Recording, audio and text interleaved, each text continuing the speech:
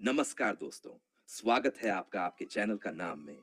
अगर आप हमारे चैनल पर नए हैं, तो जल्दी से सब्सक्राइब करें और जुड़े रहें हमारे साथ मजेदार और रोचक वीडियो के लिए। अगर आप अपने चैनल के विषय के अनुसार इसे और बेहतर बनाना चाहते हैं, तो मुझे बताइए। शीर्षक: मन की बात। गौतम बुद्ध की करुणा से भरी कहानी प्रस्तावना। ये कहानी उस समय की है जब भगवान बुद्ध अपने शिष्यों के साथ मगध राज्य के एक छोटे से ग्राम में विश्राम कर रहे थे। उनके ज्ञान और करुणा की ख्याति दूर दूर तक फैल चुकी थी। जो भी उनके पास आता वह शांत और हल्का महसूस करता, मानो उसके भीतर की गहरी गांठ किसी ने बिना छुए खोल दी हो। एक दिन इसी गांव में एक ऐसी स्त्री आई जो कुछ कह नहीं पा रही थी, लेकिन बहुत कुछ कहना चाहती थी। पहला भाग: मौन में छिपी पीड़ा। उस स्त्री का नाम था निर्मला। वह एक सामान्य गृहिणी थी, पर उसका जीवन अशांत था। उसके पति दिन रात उसे ताने देते, उसकी भावनाओं को कुचलते और उसके प्रेम का उत्तर तिरस्कार से देते। निर्मला बहुत सहनशील थी, लेकिन अब उसका मन थक गया था। वह जानना चाहती थी, क्या मेरी कोई गलती है? क्या मुझे यूं ही सहते रहना होगा? लेकिन वह बुद्ध से यह सब कह नहीं सकी। वह बस उनके चरणों में बैठ गई और मौन रही।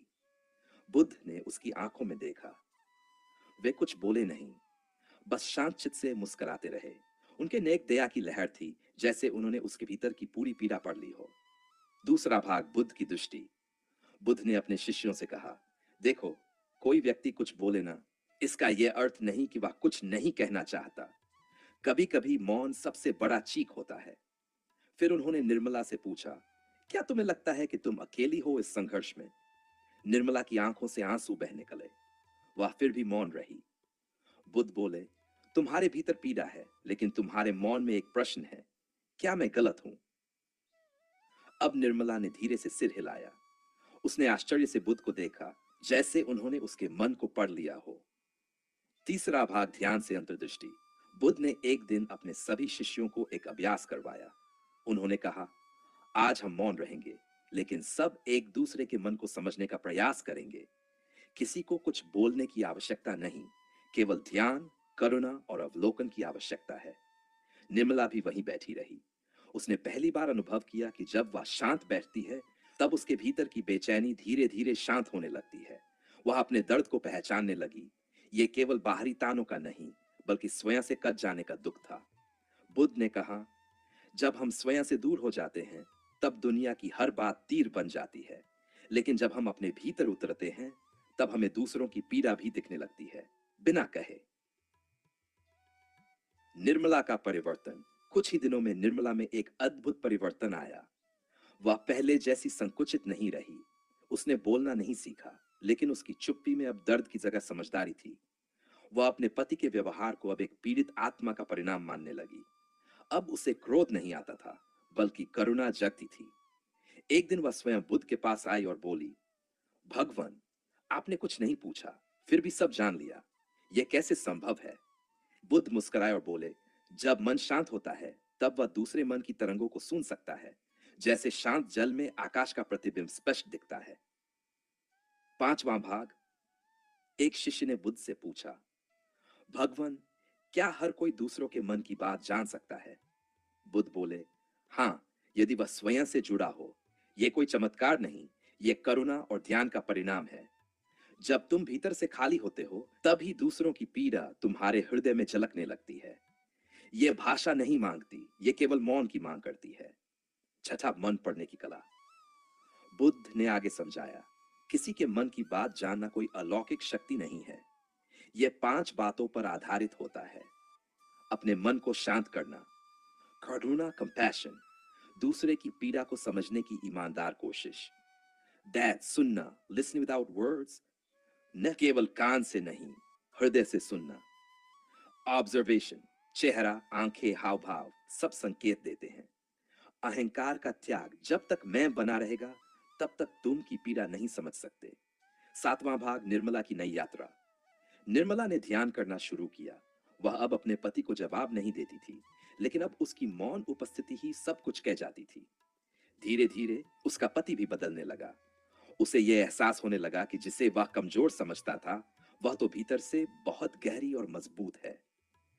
एक दिन उसका पति भी बुद्ध के पास आया। उसने कहा, भगवान, मेरी पत्नी ने कुछ नहीं कहा, लेकिन उसने मुझे बदल दिया। क्या यह भी ध्यान है? बुद्ध ने उत्तर दिया, यह सबसे श्रेष्ठ ध्यान है। मौन में दूसरों के भीतर झांकना और अपनी उपस्थिति से उन्हें बदल देना। अंतिम भाग। मौन की शक्ति। गांव के लोग हैरान थे कि निर्मला जैसी साधारण स्त्री अब कितनी शांत और प्रभावशाली हो गई थी। वह अब लोगों की समस्याएं सुनती थी, कुछ कहे बिना उनके मन की बात जान लेती थी और उन्हें वही उत्तर देती थी जिसकी उन्हें आवश्यकता होती थी। बुद्ध ने अपने शिष्यों से कहा, जो बिना बोले दूसरों के मन को पढ़ ले, वही सच्चा साधक है। वह न कोई चमत्कारी है, न कोई देवता। वह केवल वही है जिसने स्वयं को जाना है, और जिसने स्वयं को जान लिया, उसके लिए कोई भी मन बंद नहीं रह सकता। यह कहानी केवल निर्मला की नहीं, हम सभी की है। हम सभी चाहते हैं कि कोई हमारी बात बिना कहे समझे, लेकिन यह तभी संभव है जब हम स्वयं पहले अपने मन की बात समझें। गौतम बुद्ध ने यह सिखाया कि मौन केवल चुप्पी नहीं है, ये एक पुल है जो दो आत्माओं को जोड़ सकता है। अधूरे रास्तों की रोशनी। प्रस्तावना। सत्य का मार्ग आसान नहीं होता, ये कांटों से भरा होता है। ताने मिलते हैं, ठोकरें मिलती हैं और कई बार मंजिल बहुत दूर दिखती है, लेकिन जो रुकता नहीं वही अंततः रोशनी तक पहुंचता है। कहानी आरंभ होती है। एक छोटे से गांव में एक लड़का रहता था, आर्व। गरीब घर में जन्मा, लेकिन उसका दिल सच्चा था। उसके पिता लकड़ी काटते थे और माँ लोगों के घरों में काम करती थी। एक दिन गांव में चोरी हुई और आरोप आर्व पर लगा, क्योंकि वह गरीब था, अकेला था और चुपचाप रहता था। लोगों ने कहा, जरूर इसी ने चुराया होगा, ऐसे ही दिखते हैं चोर। आर्व का सच। पर आर्व निर्दोष था। उसने किसी से झगड़ा नहीं किया, बस एक ही बात दोहराता रहा, मैंने नहीं किया, मैं झूठ नहीं बोलूंगा। लोगों ने उसे पत्थर मारे, स्कूल से निकाल दिया गया और यहां तक कि उसके पिता ने भी कहा, हमारे सिर शर्म से झुक गए हैं। अगर तूने नहीं भी किया तो झूठ मत बोल, माफी मांग ले, सब ठीक हो जाएगा। लेकिन आरव नहीं टूटा।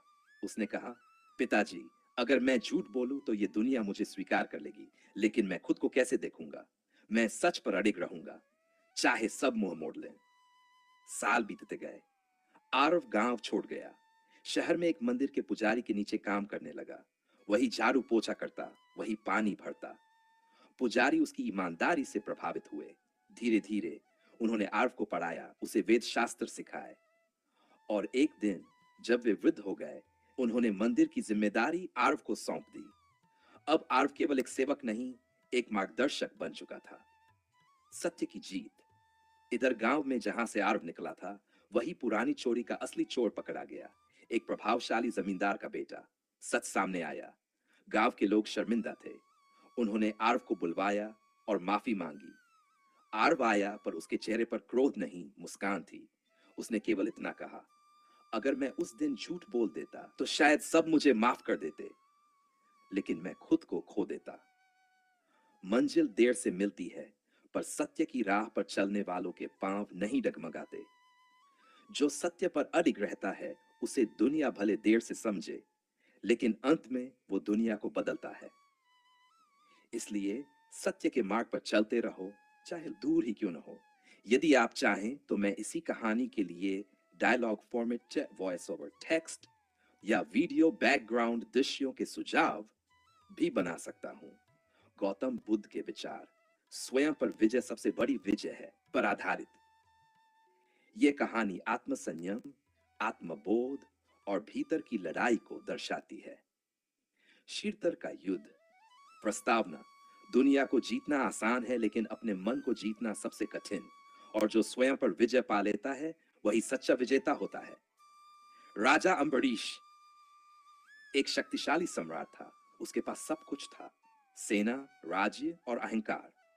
लेकिन वह हमेशा एक चीज से हारता रहा, अपने क्रोध से। वह दयालु भी था, लेकिन जरा सी बात उसे बेकाबू कर देती। सेवक जरा सी भूल करता और वह उसे कोड़े लगवा देता। एक दिन एक वृद्ध सन्यासी ने उससे कहा, राजन, आपने सारे शत्रुओं को पराजित कर दिया, लेकिन अभी भी एक सबसे बड़ा शत्रु जीवित है, जो तुम्हारे भीतर है। राजा हंस पड़ा, कौन है वो?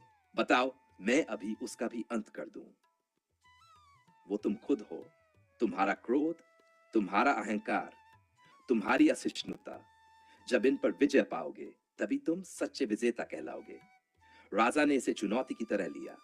वह ध्यान में बैठा, अपने क्रोध को पहचानने की कोशिश की, पर जब भी कोई उसे भड़काता, वह फिर हार जाता। उसने खुद से पूछा, क्या मैं केवल इसलिए शक्तिशाली हूं क्योंकि लोग मुझसे डरते हैं, या इसलिए क्योंकि मैं अपने भीतर के शत्रु को भी जीत चुका हूं? हर हार के बाद उसका मन चिल्लाता, तू राजा है, तू हार नहीं मान सकता, ना बाहर से ना भीतर से। स्वयं से संवाद। एक दिन जब एक सेवक ने गलती से उस पर पानी गिरा दिया, राजा का चेहरा लाल हो गया, पर हाथ रुक गया।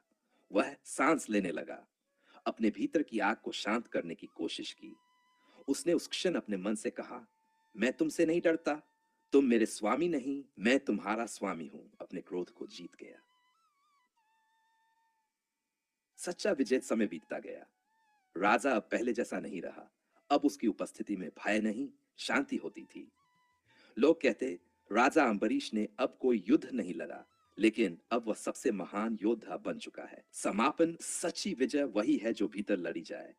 जहां युद्ध तुम्हारे क्रोध, वासना, अर्ष्या और अहंकार से होता है, और जब तुम स्वयं पर विजय पा लेते हो, तब ही तुम संसार के सच्चे विजेता बनते हो। स्वयं पर विजय सबसे बड़ी विजय है। अगर आप हमारे चैनल पर नए हैं, तो जल्दी से सब्सक्राइब करें और जुड़े रहें हमारे साथ मजेदार और रोचक वीडियो के लिए।